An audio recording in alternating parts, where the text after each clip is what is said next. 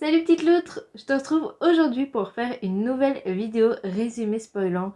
Alors je suis trop contente parce que mes dernières vidéos résumé spoilant qui étaient sur la passeuse de mots, le tome 1 et le tome 2, vous ont visiblement énormément aidé à découvrir le tome 3 et à vous remémorer des événements des tomes précédents. Donc j'ai décidé de continuer cette série de vidéos avec le tome 1 de Nevermore que j'ai lu il n'y a pas très longtemps en lecture commune avec Cappuccino and Books.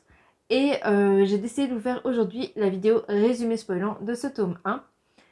Pour expliquer aux personnes qui n'ont jamais vu ce genre de vidéo sur ma chaîne, les résumés spoilants, ce sont des résumés du livre de A à Z, du début jusqu'à la fin, qui regroupent les principaux événements et qui ont pour but de vous aider à vous remémorer des tomes précédents avant de vous lancer dans la lecture d'un nouveau tome. Et je sais qu'il y a aussi une certaine catégorie de personnes qui commencent le livre et ne le terminent pas et veulent quand même connaître la fin. Et je sais que certaines personnes regardent cette vidéo. Donc si vous êtes là pour une ou l'autre raison, faites-moi coucou dans les commentaires et dites-moi pourquoi vous regardez cette vidéo. Et on va commencer tout de suite avec le résumé spoilant. Alors encore une fois, j'écris les résumés spoilants sur mon téléphone, ce qui me permet de n'oublier aucun détail. Et c'est pourquoi je regarde en général vers le bas lorsque je vous fais le résumé spoilant. Mais c'est quand même beaucoup plus facile pour moi d'avoir un texte écrit pour me souvenir de tout ce qui s'est passé dans le roman, surtout qu'ici, Nevermore, j'ai lu il y a 1 ou 2 mois déjà, donc c'est plutôt frais dans ma mémoire. Mais trêve de bavardage, j'ai pris un thé au cas où j'aurais la gorge sèche pendant le résumé, et on va commencer tout de suite. Dans ce livre, on va suivre Morrigan, qui est l'héroïne et qui est née le jour du merveillon, ce qui fait qu'elle est maudite comme tous les enfants qui seront nés ce jour-là. C'est-à-dire que tous les compliments qu'elle fait, eh bien, ils se transforment en réalité inversée. Par exemple, lorsqu'elle dit que le temps est beau, une tempête se déchaînera sur la ville dans les heures qui suivront. De plus, Morrigan, elle est condamnée à mourir l'année de son 11e anniversaire, le même jour que le merveillon.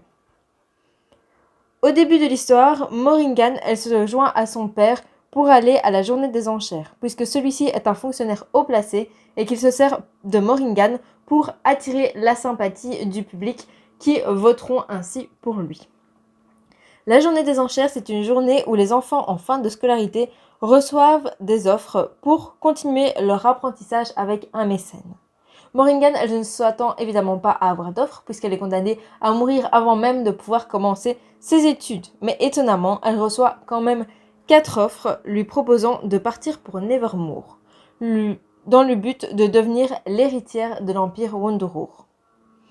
Elle échappe ainsi, grâce à Jupiter, son nouveau mécène, à une mort certaine et elle va découvrir la cité de Nevermore. Là, elle apprend que pour devenir l'héritière, elle devra subir une série de 4 épreuves, dont la 4e, dans laquelle elle va devoir utiliser son don qu'elle ignore encore. On apprend au passage que le don de Jupiter est quant à lui de tout voir, y compris l'histoire des objets quand il les touche. La petite Mog, elle va se lier d'amitié avec un autre garçon qui porte le nom de Hawthorne, qui est un autre des élèves en compétition. Seulement 9 des élèves sur les 500 sélectionnés seront retenus. Hawthorne, c'est le gamin impossible à vivre par excellence, toujours en train de faire de blagues et de se moquer des autres. La première épreuve, elle consiste en une série de questions où seule la vérité est validée, puis d'un test de culture générale un peu étrange dans les questions qui sont posées. Morrigan, eh bien sûr, elle va réussir cette première épreuve et va ensuite retrouver son ami à l'hôtel, où ils vont découvrir une pièce secrète, où les ombres deviennent réalité. Ils imaginent ensemble quelques histoires, dont une mettant en œuvre une meute de loups. Malheureusement, un loup ombre s'échappe alors de la pièce. Mog, elle va paniquer et appeler Jack en renfort. Jack, qui est le neveu de Jupiter, et qui va alors se moquer d'elle, en lui faisant croire que l'ombre va faire des choses absolument atroces, mais finalement, l'ombre, elle disparaîtra d'elle-même. Vient ensuite la deuxième épreuve. Il s'agit d'une course dans la ville dont l'objectif est de toucher une cible. Morrigan va concourir sur le dos de Fen, la Magnificate. Elle va, en plein milieu de la course, porter secours à une fille tombée de sa monture. Et lorsqu'elle va enfin toucher une cible, la jeune fille secourue, eh bien c'est elle qui va avoir toute la poussière doré contenu dans la cible et qui permet de voir que la personne a vraiment réussi la course. C'est la jeune fille secourue qui va tout avoir sur elle. Et Morrigan, eh bien, elle sera tout de même qualifiée suite à un désistement d'une autre participante. Morrigan et Atom vont alors partir faire Allomas, ensemble escortés de Fen la Magnifichate. Durant la parade, ils s'éclipsent dans une ruelle sombre et tombent sur une femme qui les appelle à l'aide dans les égouts. Il s'agit en réalité de 13 sorcières et donc du début de la 3e épreuve qui est l'épreuve de la peur. S'ensuit alors un parcours révélant les plus grandes peurs des participants, que Morrigan va réussir haut la main. À la fin de ce parcours, elle recroise Monsieur Jones, qui est une des personnes qui lui a envoyé une lettre à la journée des enchères. Celui-ci lui explique qu'il travaille pour Ezra Squall. Et lorsque Mog va en parler avec Fen et va citer le nom d'Ezra Squall, celle-ci va lui révéler que celui-là est le Wanderer, la personne qui terrifie tout le monde dans la ville et qu'on tient responsable de tous les problèmes au niveau électrique qu'il peut y avoir pour l'instant.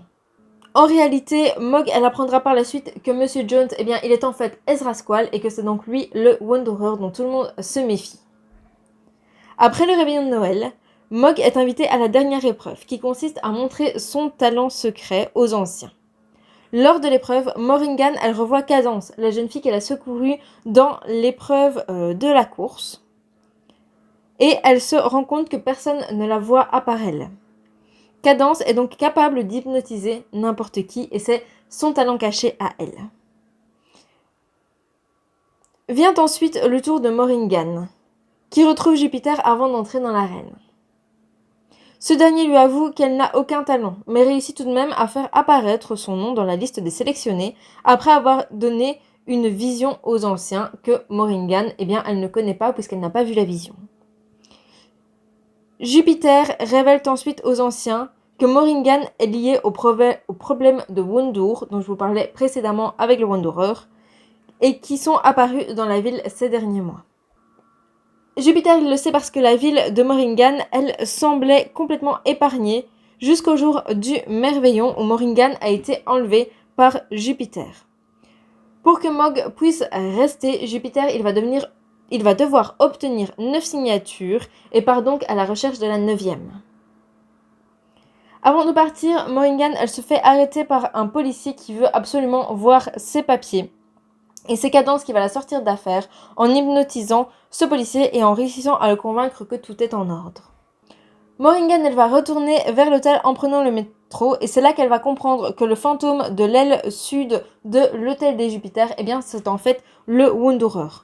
Puisqu'en plein milieu du chemin, le métro va s'arrêter, tout s'éteint et la cavalerie de l'ombre, qui est la cavalerie qui voulait rattraper Morrigan pour l'éliminer lors du jour du merveilleux, eh bien va la rattraper. Cette cavalcade, elle va emmener Morrigan sur le quai de la ligne Gossamer, qui est une ligne un peu spéciale qui permet de faire voyager son esprit sans spécialement faire voyager son corps. Et elle va y retrouver Monsieur Jones, le Wanderer. Celui-ci va lui expliquer qu'il n'existe pas de malédiction et que c'est lui qui l'a inventé pour expliquer que tous les enfants qui naissent au Merveillon disparaissent et meurent avant leur 11e anniversaire, puisqu'en fait c'est lui qui les assassine. Il lui explique donc que c'est lui qui tue les enfants pour les empêcher de voler le Wonder. Il lui dit également qu'il la voit comme son héritière car elle est née Wanderer et c'est en fait ça son talent et c'est pourquoi Jupiter a réussi à la faire rester à Nevermore. Le livre il se termine sur le fait que Morrigan elle va retrouver Jupiter qui va lui expliquer que même si on est Wanderer, c'est pas forcément une mauvaise chose et qu'on peut toujours choisir son avenir et que ce sera à elle de décider si elle veut faire le bien ou le mal. Voilà pour cette vidéo résumé spoilant, c'est un livre assez complet, il se passe pas mal de choses et donc c'était pour moi une nécessité de faire cette vidéo puisque quand je vais me lancer dans le tome 2, je pense que je vais être très contente de pouvoir re-regarder ma vidéo pour me rappeler de ce qui se passe dans ce tome 1. J'espère que vous avez aimé cette vidéo et si ce type de vidéo vous est utile, n'hésitez pas à mettre un petit j'aime à la vidéo, à me laisser un commentaire et surtout à vous abonner à ma chaîne YouTube. Et en attendant, moi je vous embrasse très fort et je vous dis à la semaine prochaine.